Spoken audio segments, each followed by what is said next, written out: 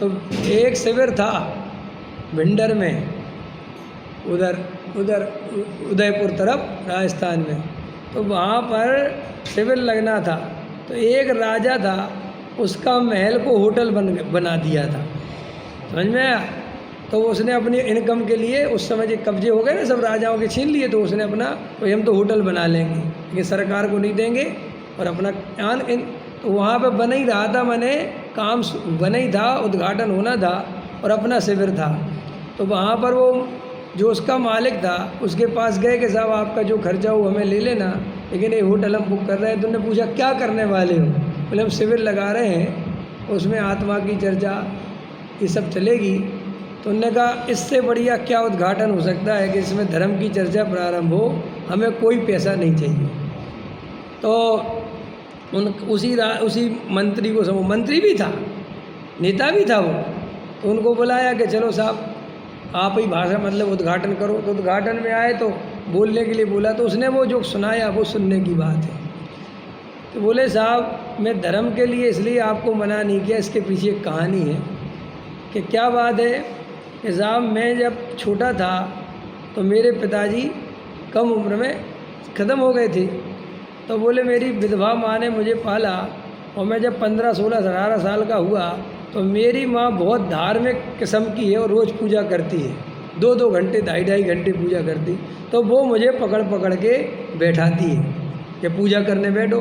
तो एक दिन मैंने माँ से कहा कि देखो माँ, तुम्हारी उम्र है पूजा पाठ करने की और मैं अभी नया लड़का हूँ और मुझे अभी काम वाम बहुत है और खेलने खालने के दिन हैं। बुढ़ापे में मैं तुमसे ज़्यादा पूजा पाठ करूँगा, ये मेरे से गारंटी है। मैं करूँगा धर्म तुम्हारा, लेकिन तुम अभी हमें परेशान मत किया करो। तो उसकी माँ ने जो उसे जवाब दिया कि सुन, तेरा बुढ़ापा आएगा ये तू मुझे लिख के दे सकता है?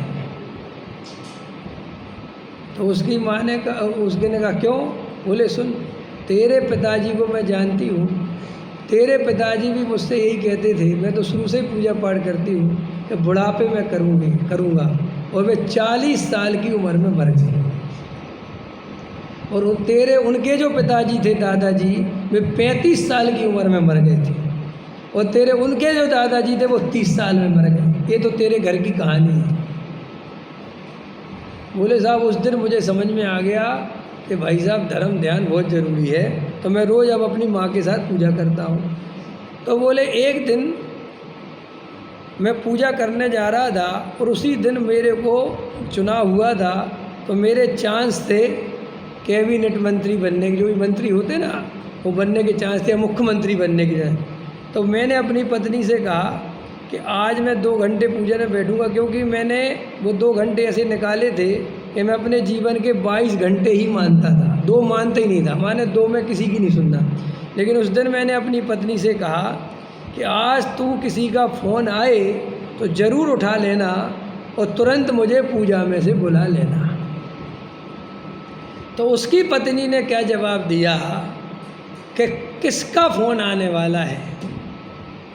बोले देख बहुत इम्पोर्टेंट कॉल है, हो सकता है मुख्यमंत्री का भी फ़ोन आ जाए या दिल्ली से फ़ोन आ जाए। तो उसकी पत्नी ने कहा तुम जिसकी पूजा करने जा रहे हो क्या वो उससे भी बड़ा है? समझ में आया क्या?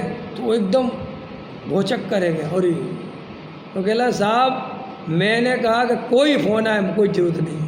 उस दिन से मैंने जीवन का नक्की किया कि मेरे जीवन में 22 ही घंटे हैं जो संसार के लिए हैं, 2 घंटे मेरे ऐसे हैं जिसके लिए मैं संसार से मर चुका हूँ। ये उसकी कहानी सुनाई काहे के लिए कि तुम प्रायोपलब्धि में जब प्रवेश करोगे, जब तुम संसार के लिए ऐसे मर जाओगे। समझ में आया? ऐसा समय नहीं कि सब्जी वाला आ गया तो ही उठ गए। आज तो टमाटर सस्ते दे रहा है, 30 की जगह 20 के बोल रहा है।